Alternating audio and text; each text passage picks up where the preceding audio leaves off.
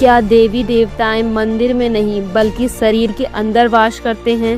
देवी देवताओं की पूजा नहीं छुड़वा रहे हैं, बल्कि पूरे विश्व में जो हमारा आदि सनातन धर्म था उसे उजागर कर रहे हैं। और हमारे शरीर में जितना भी देवी देवता बसे हुए हैं उनका जो मूल मंत्र देकर आज पूरे लोगों में हलचल मचा दिए हैं। आज तक हमारा बाप दादा भी नहीं जान रहा था कि हमारे शरीर में ही सारी देवी देवताओं का वास है।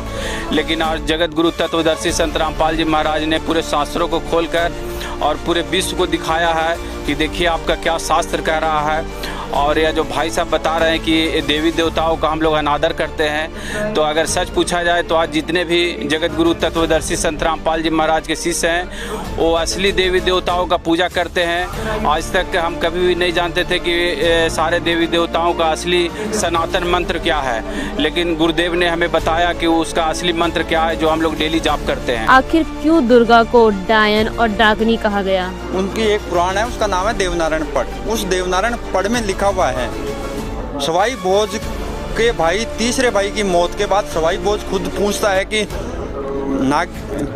तू कौन है जो मेरे भाइयों को 24 भाइयों को खाने के लिए आ गई तू? तो वो साफ बोलती है कि मैं डायन हूँ, मैं डाकण हूँ, देवी दुर्गा हूँ, पर मैं देवताओं को खाती हूँ। तो तू कौन सी खेत की मूड़ी है?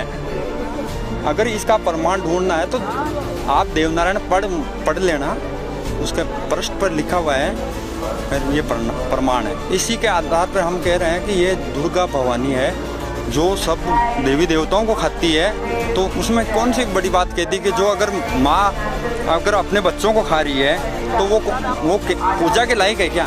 क्या बिना गुरु के ज्ञान समझा नहीं जा सकता? कबीर भगवान ने कहा है कि गुरु बिन वेद पढ़े जो प्राणी, वो समझे न सार रहे अज्ञानी। ना तो वेदों को समझ पाए ना गीता को समझ पाए।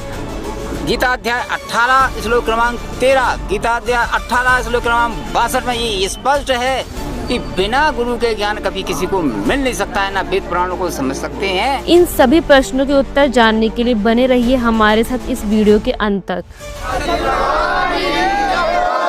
देखिए दोस्तों, बहुत बड़ा खुलासा किया है इन्होंने। कहा है कि संत रामपाल जी महाराज जी एक समाज सुधार का सबसे बड़ा काम कर रहे हैं। विश्व में अभी तक किसी भी धर्मगुरु ने ऐसा समाज, नेक समाज नहीं बना पाया जो संत रामपाल जी महाराज जी ने बनाया है। अब क्या कहेंगे आप संत रामपाल जी महाराज जी के बारे में? इन्होंने सर संत रामपाल जी महाराज के लिए कहा है कि सम्मान करना चाहिए, आदर करना चाहिए, पूजा करना चाहिए।